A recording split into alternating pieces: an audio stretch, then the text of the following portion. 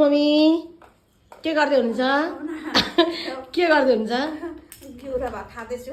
घिउ भात मनपर्छ हेर त्यहाँ सम्झना पछि क्या यो चाहिँ हाम्रो मम्मी हुन् अनि घिउ भनेपछि तपाईँलाई के गर्नुपर्छ नि घिउ दुध दही माम आमामा यस्तो साथीहरू कस्तो जान्छ है चिल्लो चिल्लो घिउ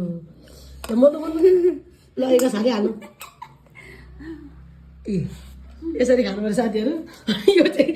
चाहिँ फेरि खुर्सानी हो अब यसको काम सक्यो तरकारीसँग भ्यायो अरे हेर्नु हेर्नु साह्रै मजाको छैन हामी त दुध भयो भने पनि घिउ होइन दिदी अन्त कति चिल्लो छ है मोल्नु त आमे